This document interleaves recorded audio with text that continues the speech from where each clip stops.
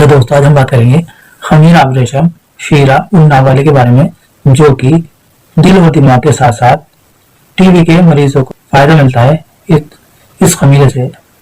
दोस्तों अगर आप हमारे चैनल पर नए हैं तो आप हमारे चैनल को लाइक और सब्सक्राइब करना ना भूलें और हमारी वीडियो को ध्यान से सुनें। दोस्तों हम बात कर रहे थे खमीरा रेशम शीरा उन नावाले के बारे में, जो कि दिल और दिमाग के साथ साथ टीबी वाले मरीजों के लिए भी बहुत अच्छा काम करता है। ये टीबी वालों को किस तरह इस्तेमाल करना है। टीबी वालों के लिए जो खांसी, उनको बलगमी खांसी या बार बार खांसी उठती है उनको, उसके लिए ये खमीरा रेशम शीरा नाम वाला बहुत अच्छा काम करता है। दोस्तों ये सूखी खांसी के लिए, बलगमी खांसी के लिए, खांसी बार बार उठती रहती है उसके लिए बहुत अच्छा काम करता है। इसलिए बनाया गया है ताकि दिल और दिमाग के साथ साथ ये पुरानी खांसी के लिए भी अच्छा काम कर सके। तो दोस्तों इसका लेने का तरीका है, सुबह शाम 3 ग्राम से 5 ग्राम तक इसे आप ले सकते हैं और बच्चों को 3 ग्राम तक ही दें।